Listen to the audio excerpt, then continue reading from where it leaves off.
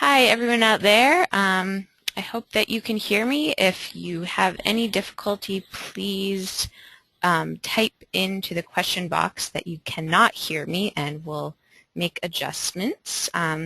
My name is Amy Huckensauce, and I'm the Training and Events Coordinator at Vermont Family Network. I'd like to, first of all, thank everyone for attending our webinar today. We have Deborah Lisi-Baker, the Associate Director of the Center on Disability and Community Inclusion at UVM, with us today, and she's going to discuss helping your child with special needs develop friendships. Before I hand it over to Deborah, there are a few logistical things just to go over quickly. And I mentioned earlier, if you have a question, you can type it into the question box. And Deborah and I are both looking at that, and we'll try and get to your questions. And please don't hesitate to type anything in if it comes up, and she'll kind of go through them when it's works with her flow. And at the end of the webinar today, there's a short survey. It's really quick, and it's related to the webinar. And if you could just take a couple minutes to fill it out, it's really great for us to have that feedback, and it's helpful in guiding future webinars and letting us know how we're doing. So we have a lot of things going on this month, both webinars and in-person trainings, so I just want to let you know about that quickly. Tonight we have the You Talk, We Listen Focus Forum at Vermont Family Network in Williston. And tomorrow on May 3rd, we have a two-part workshop series. From 11 to 1, we have Building a Better IEP, and from 1:30 to 3, we have Healthcare and Your Child, and both of those are at the United Counseling Service in Bennington. And then May 4th and 11th, so it's a two-part training, we have the Community Resource Parent Training, and both of those sessions, May 4th and 11th, are from 9:30 to 3, and those are both at VFN in Williston. On May 8th, we have Building a Better IEP at the Brooks Memorial Library in Brattleboro. May 17th, we have How Do You Get Developmental Services in Vermont, and focusing on eligibility and Vermont System of Care, and that's a webinar. On May 24th, we have What's Next? Services as Teens with Disabilities Transition to Adulthood, which is also a webinar. So thanks for bearing with me, and also all of these workshops can be found on our website at vermontfamilynetwork.org. And if you're interested in registering for any of these, you can contact me at amy.huckins-nos@vtfn.org, and I'll go over that again at the end, so that if you're interested, you can let me know. So now I will hand it over to Lisa. I'm sorry, Deborah.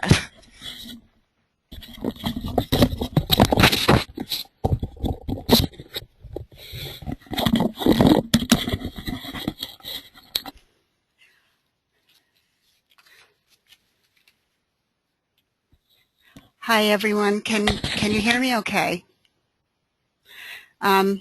As Amy said, my name is Deborah Lisi-Baker, and I work at the Center on Disability and Community Inclusion. I'm also a person with personal experience with a disability. I was born with cerebral palsy, so the issues that Vermont Family Network and that parents and children and adults with disabilities deal with every day have been part of my life, all my life.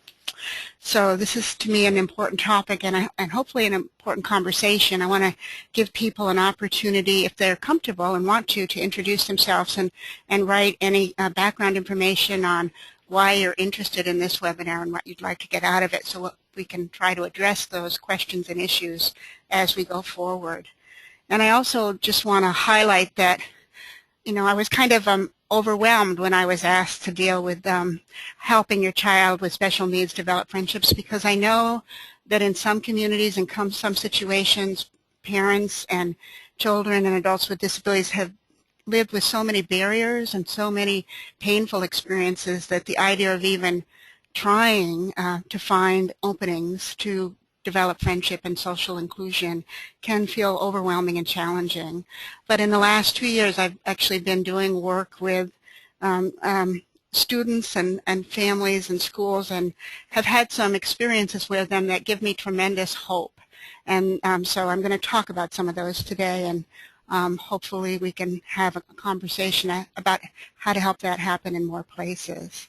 So today the agenda will be to have time for you to introduce yourself if you'd like to. We're going to do a brief clip, a preview from the film Including Samuel from YouTube, and Amy's going to help me get that up.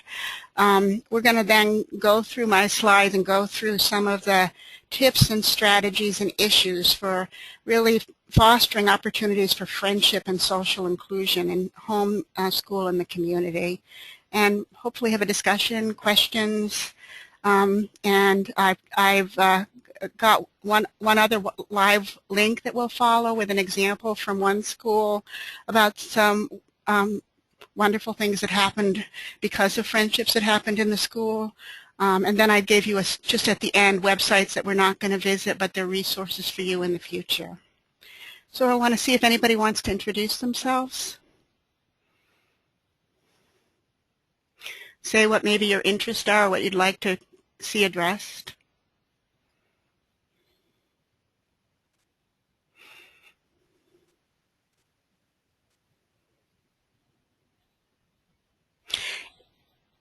Well, if you decide to type some things in, we'll be watching the screen for your questions and comments, and so feel free to chime in if you have an issue or something that you want to share.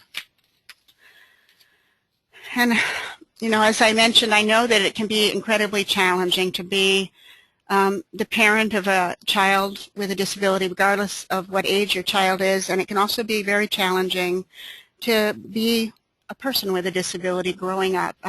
Things have improved so much since I was born in the early 1950s, and I was actually in an institution for part of my early childhood, and there weren't any supports for families, and there weren't resources or laws for children with disabilities, and there are today, but we still experience so many challenges.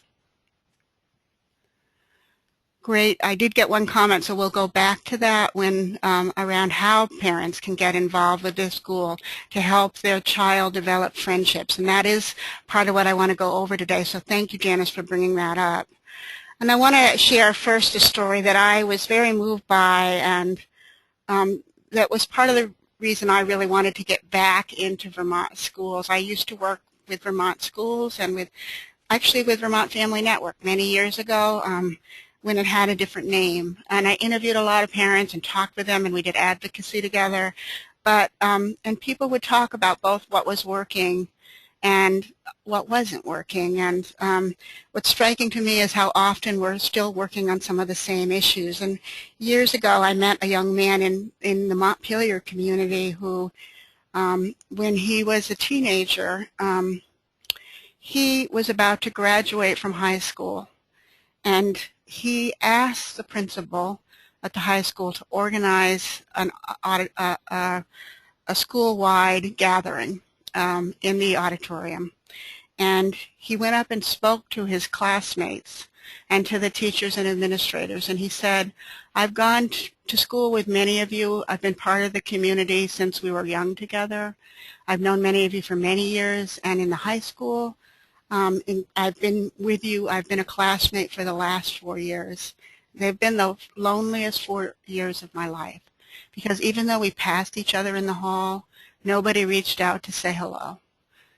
We didn't have any community and social connections. And he really challenged the school. He said, we need to make it different. It shouldn't be this way for kids going to this school.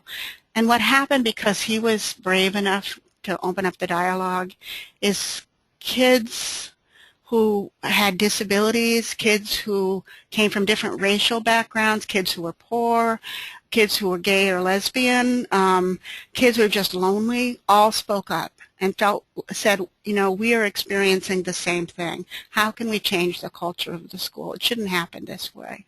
Why did it take so long? Why didn't we dare reach out to each other? Why didn't we feel safe to do that? What can the school do to make a difference? And I guess what I want to encourage both myself to continue to do, but also parents and advocates like Vermont Family Network, is to remember the power of somebody speaking up the way Ben did, whether you're a parent, whether you're a teacher, whether you're a guidance counselor, whether you're students. You know, what can, and particularly what adults can do, both parents and administrators and teachers, to facilitate a safe place for students to speak up about what's going to make social inclusion really happen in their classrooms and in their school and in their after-school activities. So we're going to talk a little bit about that. I'm actually revisiting the Montpelier School as part of the work I do at the Center on Disability and Community Inclusion. And, you know, and I've talked to both a special educator and to teachers who say we're still not doing it. So we're trying to develop a more sustained commitment. And we're working with one teacher and a special educator and some students with and without disabilities to build disability awareness and social inclusion into the day-to-day activities and the service learning activities of the school. So we're just beginning, and it is going to be challenging, but it's so exciting to have young people and some people in the school who want to be part of making that change happen. So we're honoring that message that Ben gave so many years ago. So I just want to acknowledge that, and I remember this so much from when I worked with Vermont Family Network years ago, that often when I talked to parents, they knew so much about their child that a teacher wouldn't necessarily know, or a social worker or care coordinator, or and you know their interests, their loves, strengths, fears, abilities, and their disabilities in a way that many professionals can't. And you have so much to give about helping schools and community organizations better understand and getting to know your child as a person, and a way that is building on their strengths and their personhood and recognizing their disability but not focusing on that as the primary area. Seeing them as a person. And our social life and values begin at home, and our ability to believe in ourselves and see ourselves as a potential friend to others often starts at home. And for children with disabilities, that's such a huge issue. I've worked with young people with disabilities, and often I've noticed that some of them, they're so used to being treated as a patient or a client, they don't necessarily think of themselves as a friend. And so they need a chance to really be able to develop social communications. And that's where they start, as we all know, is at home. It's really the family that builds that base. And then hopefully the school and community organizations and social clubs and recreation and sports and other areas in the community give people a place to develop that voice. But it's a huge issue for many young people with disabilities. So we're going to We're going to think about, in this session, we're going to talk about the values and the ways of building relationships that are important in your family, and how they can help you build connections and approaches to help your child develop friendships. But I'm going to start now with the clip from Including Samuel. Hopefully it will stimulate some dialogue. This is one family that had the same concern about supporting inclusion and friendship opportunities for their child. It's about 12 minutes.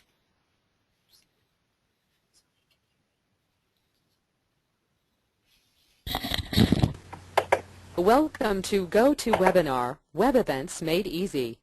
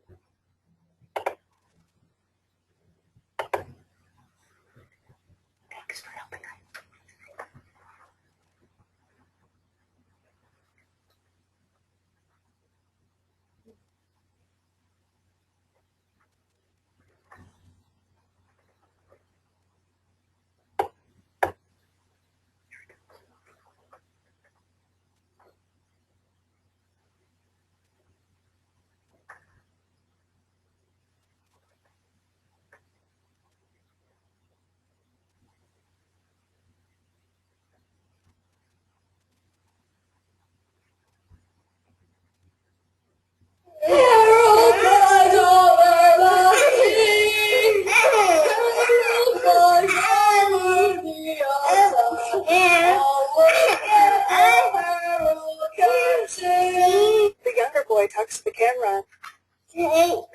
The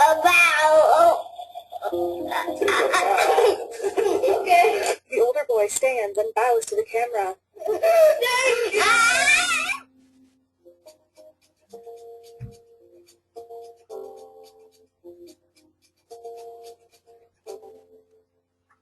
My name is Dan Habib. My wife Betsy and I have two boys, Isaiah and Samuel. When I became a photojournalist 20 years ago, I did a story on one of the first elementary schools in New Hampshire to try inclusion, or mainstreaming as it was called at the time. At Beaver Meadow Elementary, kids with disabilities began to join the same classrooms as kids without disabilities.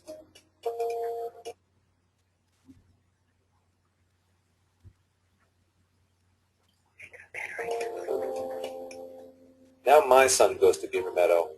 He has a disability, and I think about inclusion every day.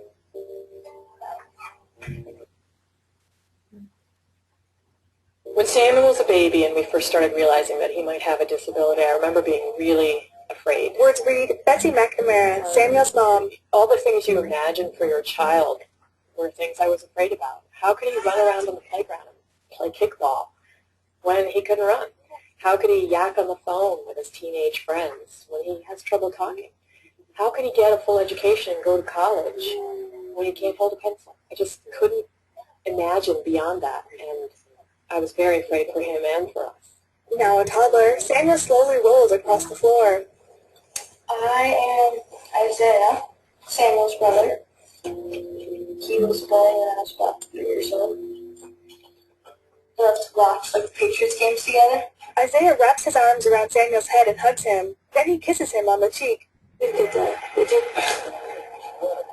You didn't get that. We love to play tackle. Actually, I got you. There's some extreme for this one. Interviews with kids. Samuel likes spaceships. His favorite color is yellow. Does he like sunflowers? I like sunflowers. Those are Samuel's classmates, his friends. He's going to grow up with these kids, and they'll know him as Samuel, not the kid in the wheelchair. Barbara O'Brien, Samuel's teacher. Inclusion is the best way for every child to learn, not just the child who comes in with a speech issue or the child who uses a wheelchair. It's every single child has a multiple way of learning, and we need to discover those ways. In a group of his classmates, Samuel presses a button on his keyboard. I made this film to honestly share our story as we try to figure out how to include Samuel in our school, our community, our family, in every aspect of our lives. But Samuel is young, and including him may become more and more challenging.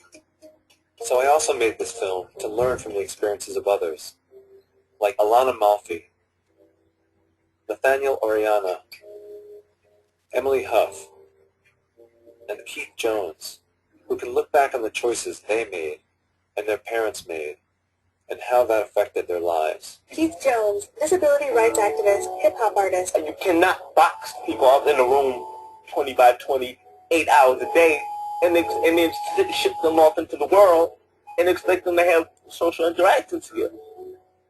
It's not going to happen. Keith uses his teeth in one arm to pull on a sweater. Keith told me what it was like to grow up in the 1970s, when almost all kids with disabilities were completely segregated from the typical kids. I asserted myself. I don't care about paste and popsicle sticks. I want math. You know, can I get some math? Something. I was different in the fact that I had a family that knew what it was and how it was to be in education. Keith turns on a stereo with his toes. They knew what they wanted for their child, because they also expected a lot of me. It's not all on the school. It is a two-sided equation. Now Keith sits with two young men. He writes notes on a script with his toes. Is inclusion easier for young kids like Samuel? What makes inclusion work well? And what makes it fail? Words come into focus. Alana Malfi. Now Alana, a young woman with glasses, sits outside. I'm nice and funny. People don't understand that, you know. Carol Ward, teacher. We feel that they thought that inclusion was a good idea, so yes, let's go do inclusion. Alana was the teacher. I did not have any formal or informal training. Subtitles. Why can't I go on the computer? To have these students in my class. Alana crosses her arms. How am I going to reach the valedictorian and reach Alana at the same time? I don't know how to do that. I'm not even sure I reached the middle of the road this year. I have cried many times about this year. I don't know what to do. I don't want another year like this year. In a classroom, kids and a teacher hold hands in a circle. Around the time Samuel started elementary school, I wondered, what does a school that is a model for inclusion look like? I met Marlene Oriana, a mother who was on the same search for her child. In a classroom, a woman kneels by a painting easel with a boy. Words read, Nathaniel Oriana. Marlene Oriana, Nathaniel's mom. He was withdrawn, very repetitive in all of his movements, very, very minimal speech. I didn't know anything about autism, and neither did my husband. I mean, it was like going on a roller coaster that never ended. Nathaniel and his family visited the Haggerty School, a public elementary school in Cambridge, Massachusetts. As soon as I walked in through the door with my husband, we said, this is it. It feels like home. Joe Petner, principal of Haggerty School. We really accept people for who they are and what they are. At the end of a row of chairs, a boy shuffles his feet and raises his arms like he's dancing.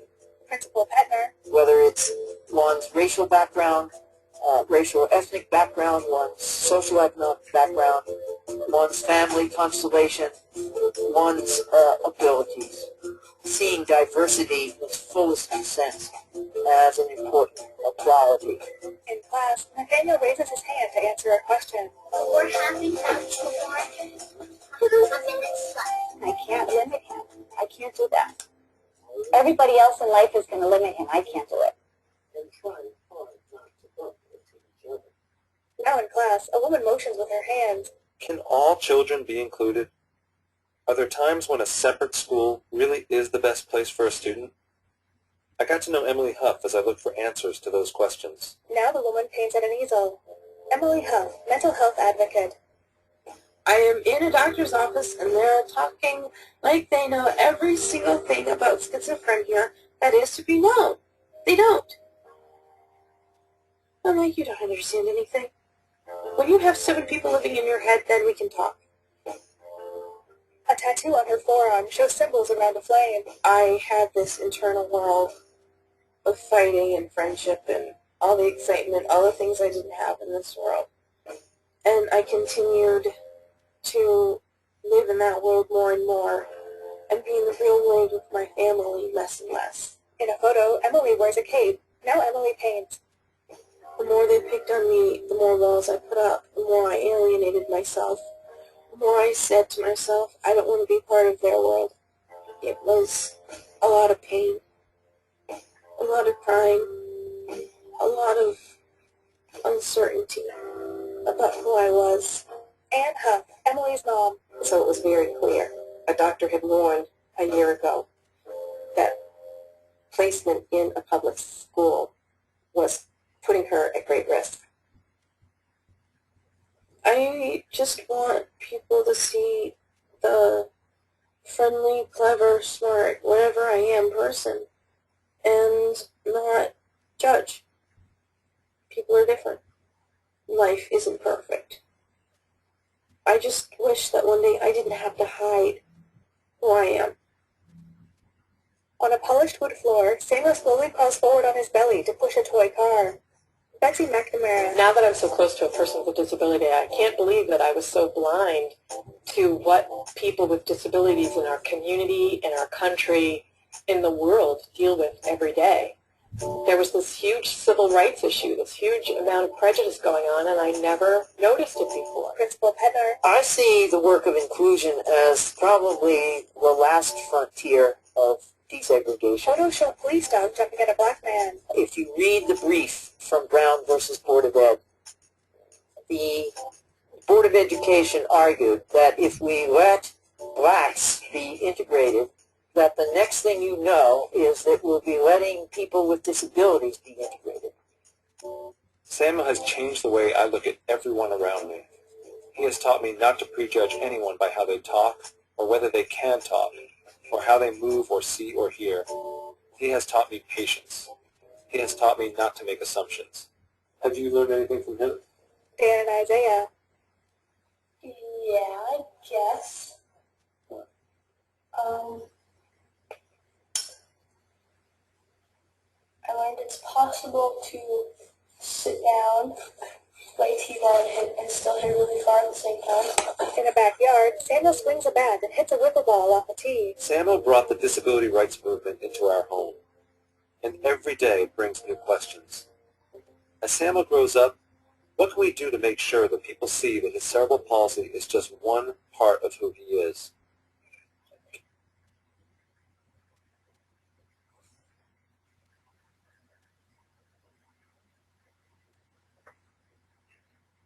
Can we continue to fully include him as he goes to middle and high school?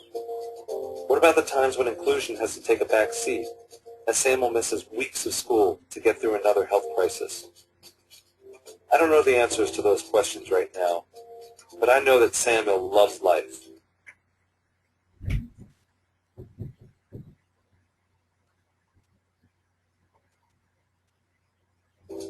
He loves to laugh, and he loves the Red Sox. He wants to keep up with his brother and be a part of everything we do. He will teach a lot of people, which is good, because the world has a lot to learn. Samuel wears a pilot's headset and grips a lever. He smiles at the camera. Fade to black.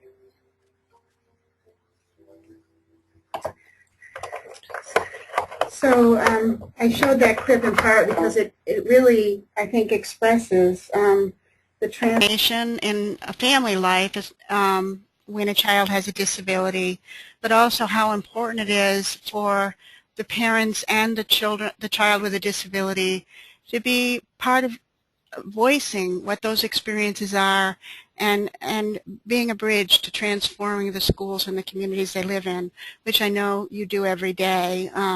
And one of the things, they showed Samuel's classmates talking about who Samuel is to them, and they talked about what his loves are, what he liked to do, and what his interests were. And they didn't talk first about his disability. They'd gotten to know him as a person in their class. And really, part of what I want to explore today or present is some examples of what I've seen happen in a few other classrooms where I've seen that happen in Vermont, and how important it is that parents can be a voice with the administration and teachers in their schools for making room for those kind of conversations and for planning for social inclusion as well as academic inclusion. The biggest thing we can give our child is respect, recognition, and self-esteem, and the recognition that he or she has things to give and share with others. And how do we make a space for that conversation in the school? So we're going to talk a bit about that, but I just want to say how much your knowledge of your child is so essential to transforming schools and transforming communities and making social inclusion possible.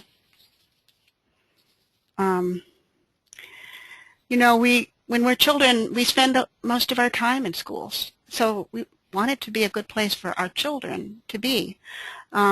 And most parents are the first to recognize that social inclusion is as important and sometimes even more important than academic inclusion at certain points in a child's life. We want our child to be able to be part of his or her social group in class, at sports, events, and art or drama activities, and in the larger community. And recognizing that belonging is a shared concern, not just affecting but including students with disabilities. And that's one thing I've noticed in going out to schools in the last few years is really we're having the same conversation about people from different ethnic and racial backgrounds, from people at different income levels, the whole idea of integration and inclusion. And as one parent of a child with a disability said, we talk about inclusion, but what we really mean is belonging, creating a space and a culture for belonging. As we talk again, I want to just encourage you, if you have questions or comments, to share the strategies that have worked for you, the challenges that you may have experienced. I'm not going to promise that I have solutions, but I hope we can open a dialogue, and I may have some suggestions or ideas, or some of the other people in this webinar may.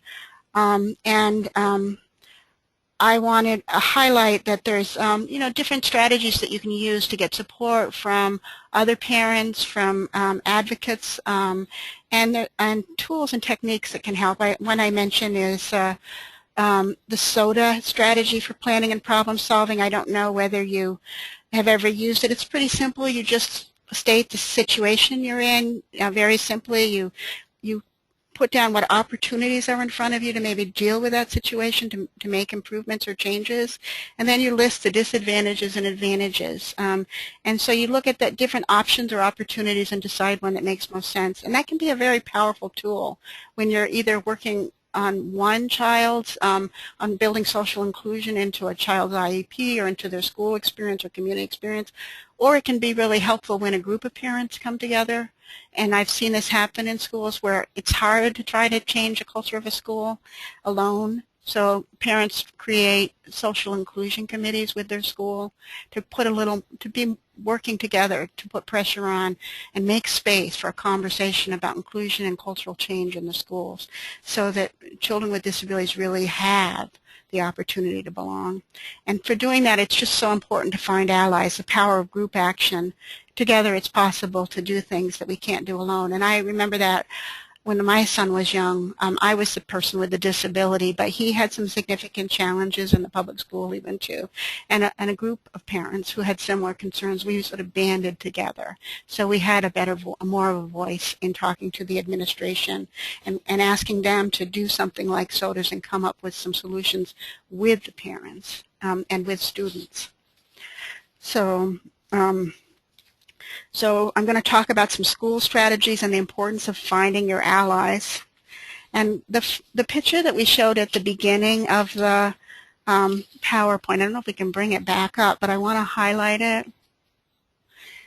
This is a picture, one of many, a drawing that was done at the Lincoln Community School. And it was really inspired by a student, Jesus, who was part of the sixth grade class. It's a 2-year class. The kids are together for 2 years.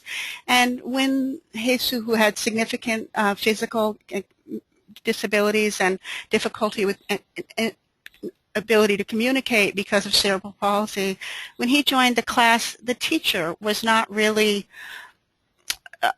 disability inclusion was not an important thing to her. She didn't really, it wasn't a motivating factor in her teaching. But suddenly she had a child with a disability in her classroom, and she was committed to creating a culture where the kids felt they belonged and it was safe to be who they were. And so she worked with the parents and Jesus, and she created a time and activities for kids to talk to each other about disability and to become more informed about disability, but also to see Jesus as a friend and not just as somebody with a disability in their classroom. And I want to, and Jesus ended up developing very close friendships with his classmates, which is not something the teacher knew for sure was going to happen at first, because when the school year, in their first months together, there were some kids who were kind of bullying or, weren't very respectful or caring to Jesus. So there was a whole cultural transformation that happened over the time the kids got to know each other as people. And we're going to share this very short slideshow from the Addison Independent about what happened in this one classroom because of a particular child and the friendships that developed.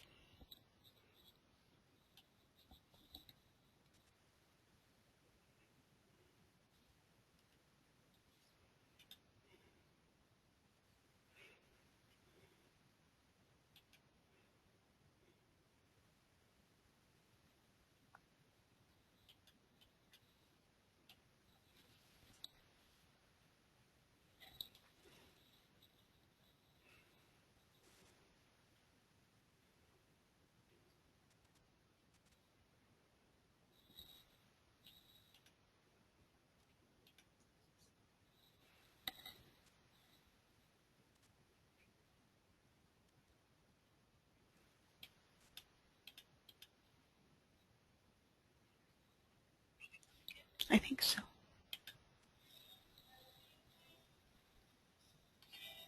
Tuesday this week. Welcome to GoToWebinar, Web Events Made Easy. And it was written by 5th and 6th grade teacher Alice Leeds and local theater artist Deborah Lisi-Baker.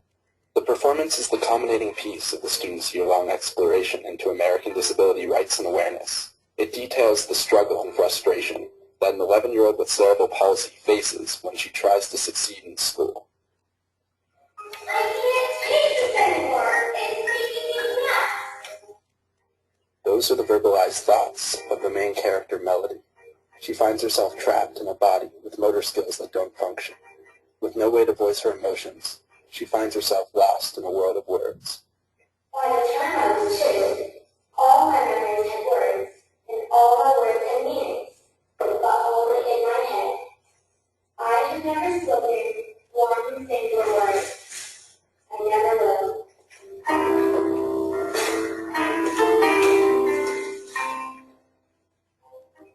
But this year's play was different from those of other years. As you'll hear from Tuesday's dedication speech, the performance carried with it a significant level of importance for the students at the Lincoln School. We dedicate this play to Jesus Rosa, a great friend to all of us, who recently died on December 14th, 2011. There's great and familiar with Jesus. Jesus was the inspiration for the Lincoln class's investigation into American disability rights. He was a student with cerebral palsy who couldn't speak or walk, and he was a student who touched the hearts of his classmates. Everyone loved Jesus because he was like the shining star in the whole school. Everyone liked being here. I said, I can pretend to know how to move, to know that I'm here. So Jesus was, stimulated. He and his classmates really engaged the school in looking at the school and inclusion, and they hadn't known that no one had known that he was going to die unexpectedly of a respiratory condition, but while he was alive, because the teachers was committed and understood suddenly, she understood because she had a child in her classroom with disabilities, how important it was to really figure out how to do inclusion.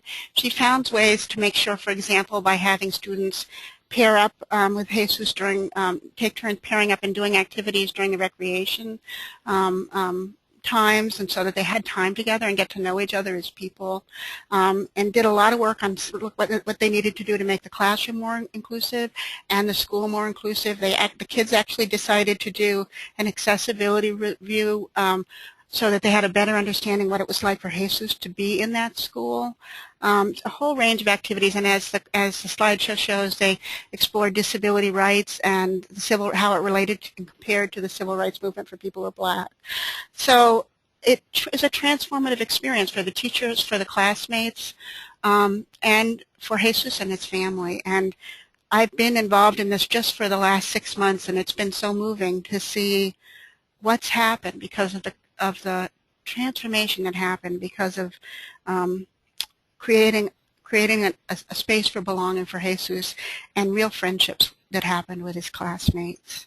The students got permission from the author of Out of My Mind, the teachers and students, to create a play from the book, Out of My Mind, a fiction that was told about a girl whose life experience and experience with disability was very similar to Jesus. And they just did the play recently, and they showed it to like 6 different schools and opened up a dialogue. And so we will continue to look for ways to make sure that there's an opening like that, but we can't do it. It happens in the community when parents and teachers and students are actually engaged. They understand the importance of it, and nothing makes people understand the importance of something when people have a chance to share their stories. And we're going to talk a little bit about how you take something that starts and may happen in the elementary school and middle school. How do you build a commitment that's going to last through high school, because that is a huge issue. And in including Samuel, that was a huge issue that was raised. It's a lot easier to make inclusion happen in the younger grades. So I thank the person here on the webinar who just brought that issue up. So I'm going to talk about some of the strategies and ways to build allies, or even identify allies, which can be one of the biggest challenges. I had mentioned inclusion committees, that some of the kids and parents that I've talked to who are working in their particular school district, they had to reach out to each other, and sometimes to parents whose children didn't have disabilities, and really come together as a committee and figure out how they were going to present their concerns to the administration and to teachers and special educators in a way that could have enough force behind it to get people to not say, yes, we realize this is important, but also to agree on some ways to actually make change happen. For some schools and for some students with disabilities, sports and what's called unified sports has been hugely important for people to have social inclusion. They, even if the student with a disability can't do all the sports activities, they can still be part of the team. And getting the commitment of coaches and the principals to actually use a social inclusion model in unified sports has been a way to really open up sports and recreation to children with disabilities.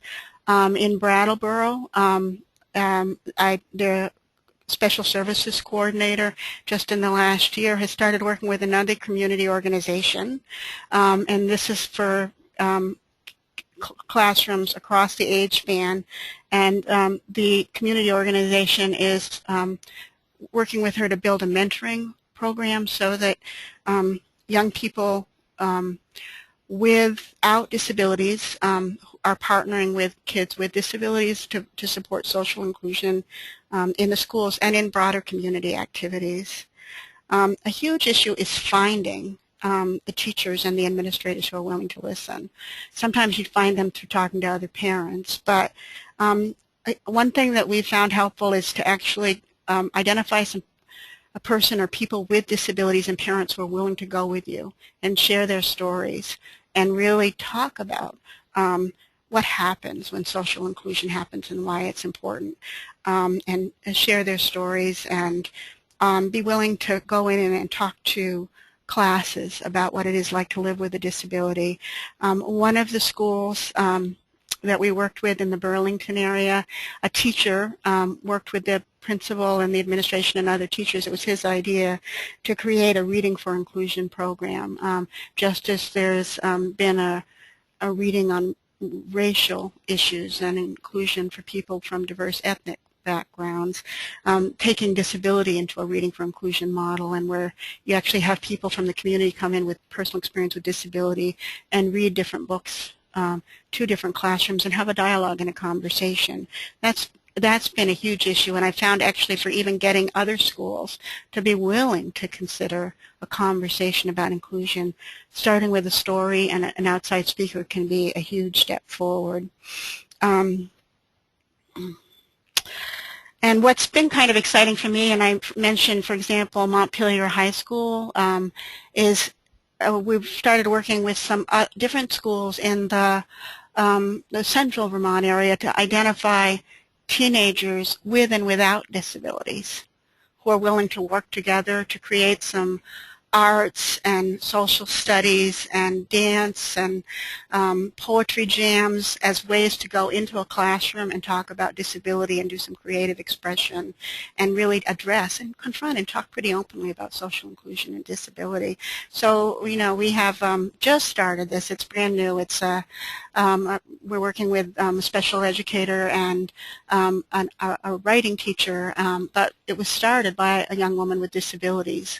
And some young people from neighboring schools or from that school who are interested in the arts and want to really help create the conversation and awareness around disability through arts and poetry and dance. So that they're getting exciting and seeing disability awareness as important as other kinds of social inclusion for other students. So we've been trying to create a network of ambassadors who will work with families and with students with disabilities. It's, again, very, We don't have a lot of resources, but nobody is more likely to get the attention of a high school student or a junior high student than another high school student who's committed to addressing this issue, or a slightly older adult. I mean, a couple weeks ago I went into a classroom with a young woman who's 24 who had really hard times in her school, and she's a poet now, and she's doing some workshop with me and a young woman with disabilities to make a space for that conversation and social communication and just building relationships, getting people to open up. And this is in a situation where it had been so painful for the young woman with disabilities to even feel safe to talk about their disability and challenge the fact that she might know the people in her class, but she wasn't really having a conversation with them. They weren't getting to know each other as people. There's concrete activities. We've used a curriculum called the Pride curriculum, which is activities you can do to do disability awareness K through 12. And these two pictures you see are from Guilford, Vermont, where we're they're doing a disability awareness activity where they read about famous people with disabilities, and then somebody puts the name of one of those people on their back, and having read the background, they have to try to guess by asking questions who they are, because they don't know what's on the back. They don't know whose name is on their back. And so it's a way that students get to really start having a conversation and recognizing examples of people who have abilities as well as disabilities. And in a neighboring school, as well as in Guilford, it's been really important to have the older students really take the lead on some activities. One of the young women who was a teenager, when she moved from Guilford to the high school, she met with the student leadership group there and in her new school, and started working with them to really find ways to build into the everyday activities of the school disability awareness and social inclusion, so that it's not just parents or a particular child with a disability trying to deal with it alone. It's getting the ownership of the school community. And then I want to highlight with them, just as they mentioned in Ben's classroom in the early film and in Jesus' classroom, it was a big issue.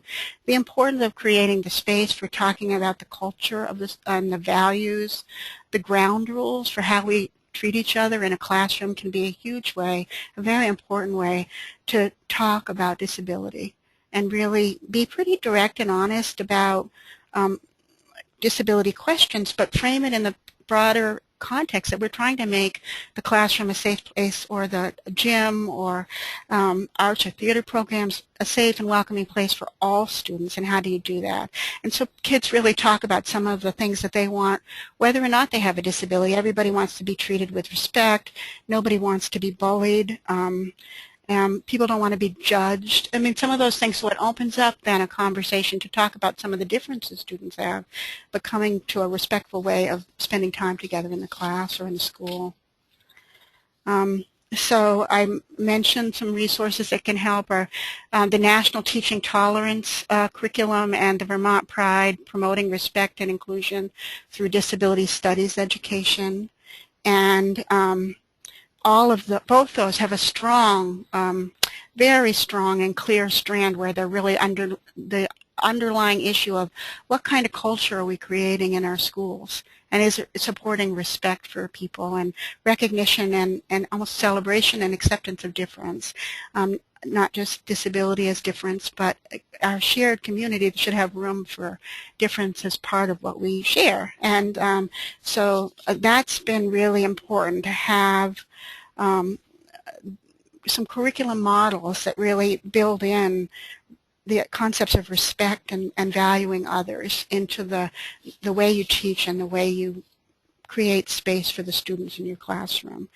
This next picture is I'm actually just in one of an elementary school classroom, the Barnes Elementary, and reading one of the books. We have, at the Center on Disability and Community Inclusion, we have about 50 books on disability, fiction and nonfiction, mostly fiction, and some films. And as I said, having things like that for schools to be able to use or for family groups to be able to use it just creates a safe way to open up the dialogue. People may not be ready to talk about their own experience with difference, but if you read a book about it, you can address many of the issues and make it safe to then later have conversations that are more personal when you're ready to have them. And it's also really helped for me. I've noticed that principals and administrators at different age levels, that's a good opening for them to get them to review those and see those and start using them is a good first step to moving into a broader commitment. I mentioned sports. For many, it's a bridge to belonging, and for the teenage and high school level, for some students, it's a critical part of really valuing their school day and feeling like they have something that matters to them and that they can build friendships. And this is an example in Colchester. Coach Bubba Ritchie was, you know, just integrated a child with disabilities into his team and talked about the transformation it made in terms of the whole team developing a strong friendship with that child. Again, just another picture of Guilford where they were really talking about disability. In terms of I think everybody, it really does get harder at the high school level, and so it's so important for you to have some allies who can actually help you go to the administration and say, things need to change. We need to figure out ways. Is there a team of people we can work with? Is there even one teacher that my child works with that I can use as to sort of a wedge to really create some ways for there to be more inclusion and conversations about disability, or people coming in with disability experience to do disability awareness work. I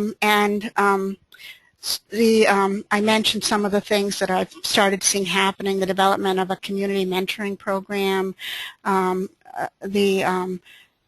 using art programming as a way to actually do some more inclusive involvement of students with disabilities. But I don't think, I'm ending where I began, it takes people being willing to say, I guess it goes under the heading, speaking truth to power. People have to say, this is what's happening in this school. If inclusion isn't happening, if a child isn't given a sense of true belonging, we need to say that, and we need to get the school to own it. And it can't do it alone. We really need to have our allies to be able to say it, because if nobody brings it up, it'll continue to be a problem, and it'll what it does in terms of the isolation that your child deals with and that other children with disabilities is so huge. So I don't have a solution, but I do know that I'm starting to see when you bring other young people with and without disabilities, classmates, and people even from the broader community who have an interest in social justice issues, who are willing to bring their backgrounds in arts or social studies or social justice, civil rights movements into the classroom and use it as a place to also frame disability is something that we need to be talking about. When we do the activities, for example, with the Pride activities and also teaching tolerance, but particularly Pride, because that's the one I've used a lot of the materials for, the activities are actually designed so that they're not just focusing on one disability. For example, in the activity that you saw where people had to identify people with different disabilities, who were famous. They were people with intellectual, people with physical, people with sensory disabilities, a broad range. And sometimes what you do, just so there's a greater depth of awareness, and I've noticed this, teachers like doing this, they might focus for a few activities just on blindness or deafness, and then they'll do some activities on physical awareness. When we do we do in what I call a scavenger hunt, where we go around and we actually look in different classrooms and settings in the playgrounds and cafeterias and the entrances, and the materials you can put together can make sure that you don't just focus on the ramp. You focus on other things that need to be there to make it possible for kids with diverse disabilities to be able to have the same opportunities to learn and to participate that children without those disabilities have. So the teacher and whoever's working with them has to do some planning. And how much time do you have? Are you willing to give a whole year to disability awareness work? Or are you trying to do it in a month and you need to do some work intensely?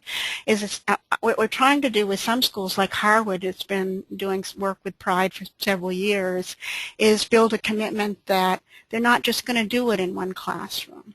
It really becomes part of the culture of the school to build disability awareness into the whole curriculum for the school. And so you have certain things that you do at the kindergarten and early elementary level, things you do at the middle school level, things you do at the high school level, reinforcing disability awareness and a knowledge of what it is to have a disability. And one reason I think it is important because nobody knows in their life whether they themselves are going to have a disability experience even if they don't have one today. People grow up and develop disabilities.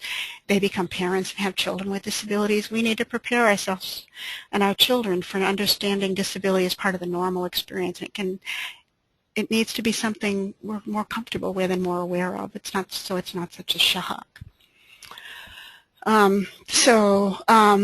We really are trying, and when I work with I teach university at the University of Vermont, and when I'm working with some of my students in my cultural disability class, one service learning option they have is to do Pride and to help develop new materials for Pride and to do it in a new school where it hasn't been done or a new classroom, and trying to really develop more activities that deal with different aspects of disability.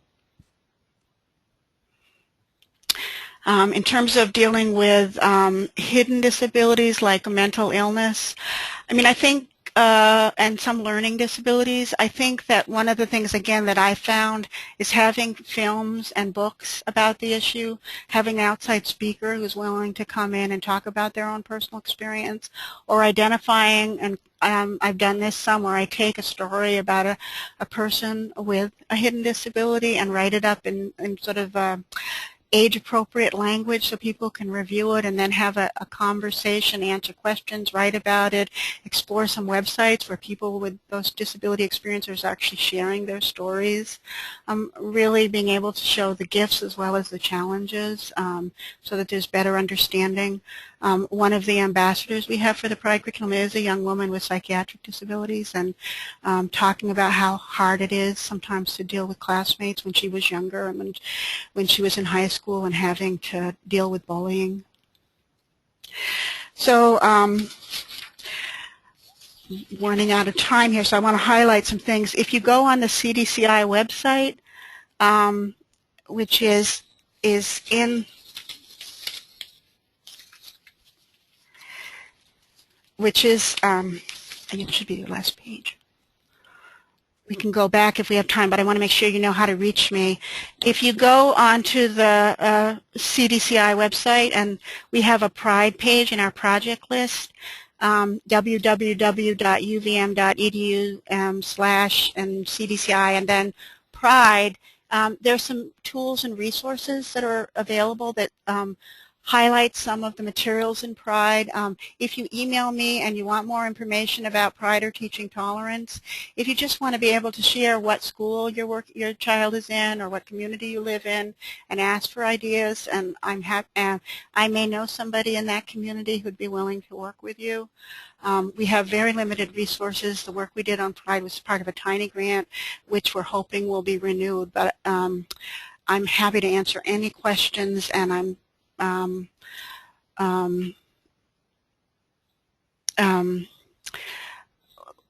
would appreciate your connections with me, because the more I hear from parents and from students with disabilities and community members, the more we have the ammunition to move forward change and the opportunity to create partnerships. So I have a question. Is there a way to receive documentation stating attendance to the webinar? Yes, there is, and I'm going to let Amy tell you it. Is that... Hi, someone had a question about whether or not certificates were available for attending the webinar, and yes, Whitney, I can send you a certificate if you'd like.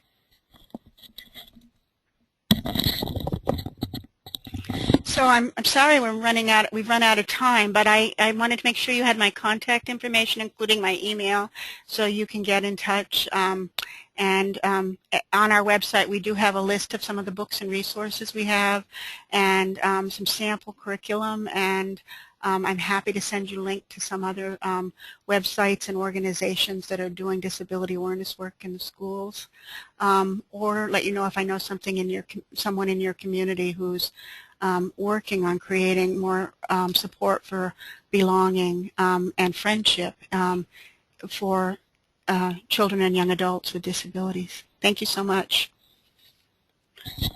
And I think there is an evaluation to fill out. I just want a reminder of our conversation at the beginning of the session. So thank you very much, Deborah. That was great, and I hope everyone out there got all the information. And just a reminder that this will be posted on our website, so if you missed something, you can go back, and you'll also be able to access Deborah's email again. And I'm sorry. And the other websites that she has listed, she has a lot of resources towards the end, so you can go back and check those out if you'd like to look into it further. And as Deborah just mentioned, there will be a survey, so if you could just take a couple minutes to fill that out, we'd really appreciate it. And I want to thank everyone for participating, and join us for our next webinar.